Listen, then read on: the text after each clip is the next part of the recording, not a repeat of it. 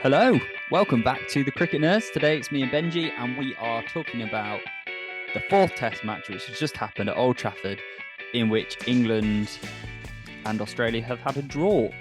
The first draw in the bazball era, mostly down to rain. Benji, what are your initial thoughts on all this? I mean, initial thoughts, obviously disappointed. Hmm.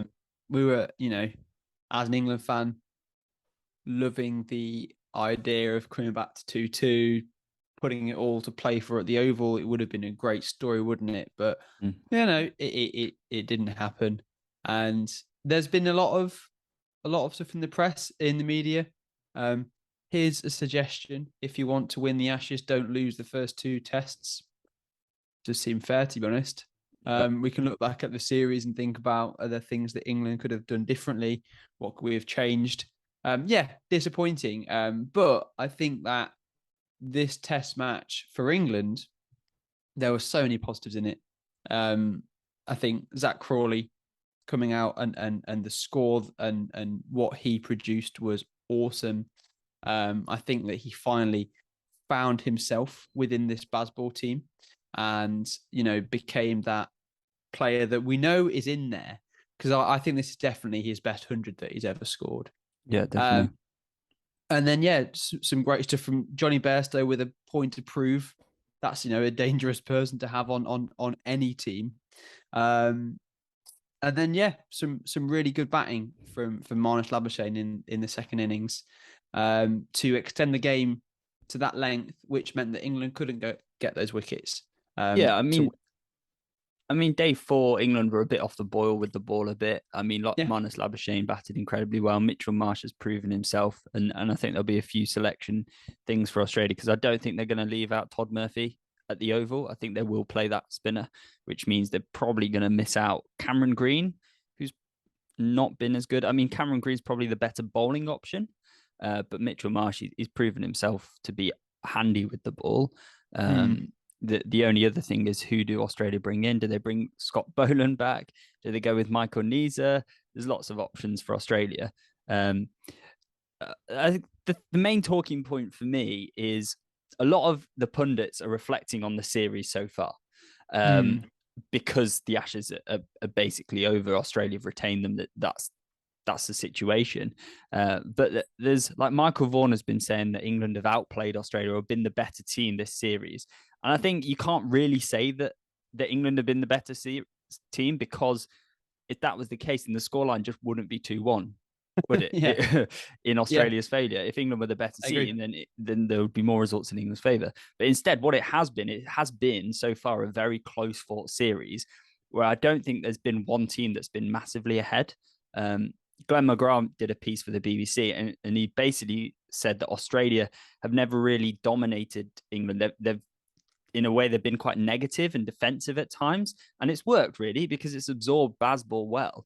Um, and the only time that I can think that Australia had been massively ahead was day one at Lords in favourable bowling conditions. Mm. England didn't bowl very well, and Australia batted very well. That's it. Um, I don't know what you think. Do you think Australia have played a bit negatively in this Test match, um, or just in general throughout the series, or do you think they played it smartly? I think it was negative in the sense that Mitch Marsh went out and just blocked out for days.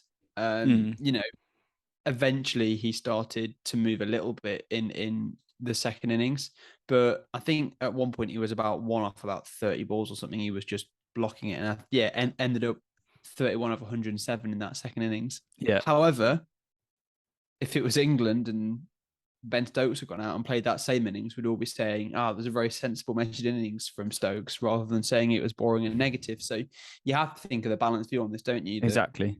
that really look, if it was England, probably under Bazball wouldn't have done the same thing.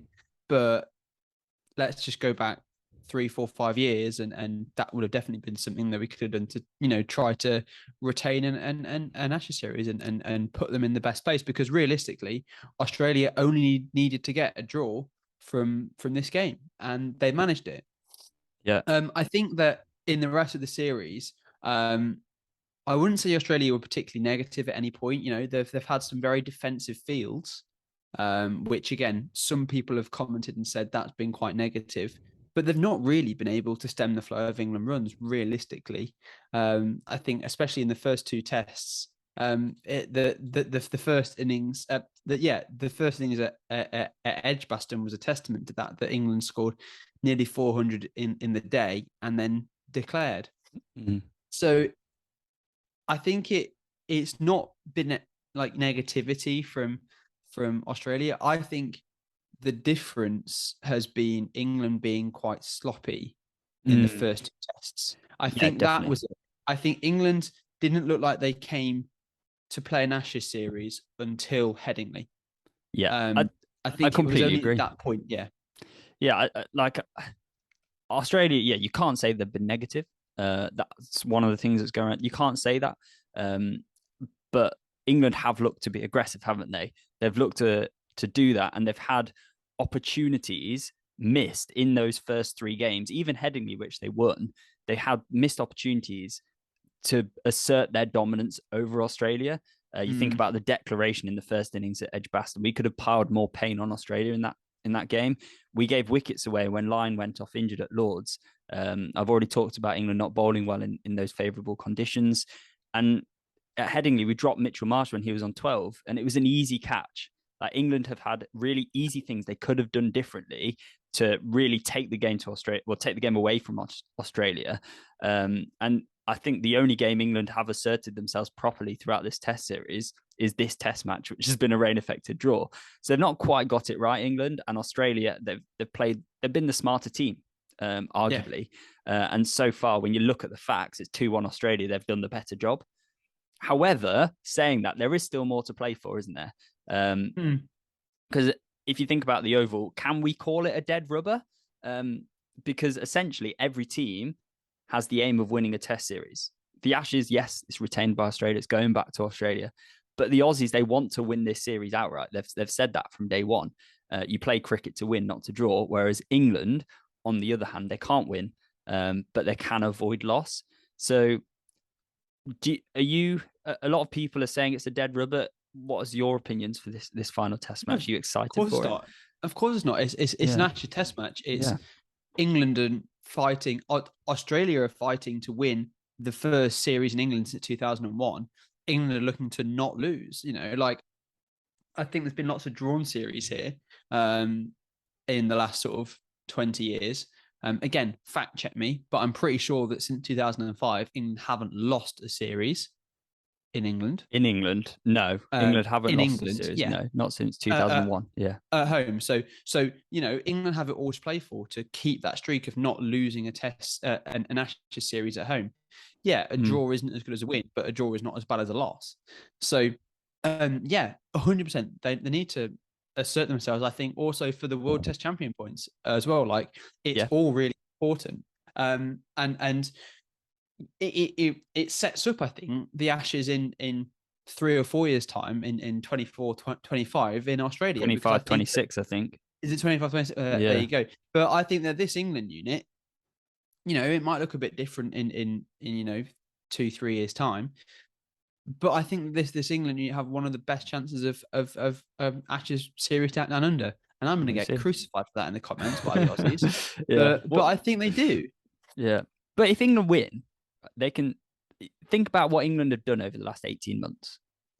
The where they were at the end of the last Ashes to where they are now. And if England win, they can say that they've come back from 2-0 down to draw the series 2-2 against the World Test champions. And that's a massive effort, isn't it, really? And if that happens, if they do win at the Oval, they can say, well, we've drawn it 2-2, and the test that was the draw, we were massively on top of and likely to win. So there's a lot for both teams here. For England, it's pride, I guess. For Australia, it's that outright victory. So there's a lot to play for. But one thing that I do want to say is we can't begin to reflect on the series as a whole because it's not done. There's still a lot to play for. And yeah, it's awesome. Yeah, for sure. I just wanted to pick up that point that you mentioned about England, Australia have not dominated England at any point during this test. Like, yeah, they're coming off a World Test Championship win. They looked ahead. They ended up ahead of the game in Edgbaston, but again, at no point have they been dominating. I think the only passage of play where you could say that one team was dominating the other was the afternoon of day 2 and the morning of day 3, when This test England match. were just this test match, at Manchester, where England were just piling on runs for fun, like Zach Crawley getting that big 100, Johnny Bairstow coming out and being angry Johnny Bairstow. Like England did look like they were dominating. It was what we saw last summer against New Zealand, against South Africa, against India. So it's in terms of who's had the better overall series, again, we'll decide it when after the Oval. But I think especially also coming back from 2-2, that the character in that just dressing room for England shows a lot. That, you know, they've had that sense check. They're 2-0 down. If they can win it at the Oval, it's going to be a great story for this team. Yeah, and when you look at England's team right now, I mean, every batsman in the top 7, bar Ben Duckett, got higher than 50 in the last game. And I think for England, selection-wise, bowling, James Anderson, will he play at the Oval? Won't he play at the Oval? I'm not sure. England at the moment are assessing Mark Wood and Chris Wokes, because they've obviously played 2 games in a row and done a lot of the bowling. So it's whether England bring back Josh Tongue, who was very good at Lords. Ollie Robinson's now fit again to play. I mean, if Ollie Robinson comes in and he's fit enough to bowl low to mid 80s, then that's the Ollie Robinson you want to see, because he's got that line of length, extra height. He's got a few things going for him. But if we're seeing 75 to 80, that's going to be disappointing. So if Ollie Robinson comes in, I can see him having an effect if his speed's up. So it'll be interesting to see how England do in the next test match. Australia, there's a few selection dilemmas, but at the same time, I think they'll take a lot of confidence from having the Ashes retained already. Sure. Cool. Well, thank you so much for watching. Make sure you like, subscribe, all those things that help us out. We thank you so much for the support we've had during the Ashes so far. Let us know your thoughts in the comments below. Are all English people whingers? Who's the better team? Who's been the better team in this series? Probably Australia, right? And leave your questions. If you want to ask us anything, put them in the comments below and we'll be sure to ask them in a future podcast. But thank you so much for watching, and we'll see you later.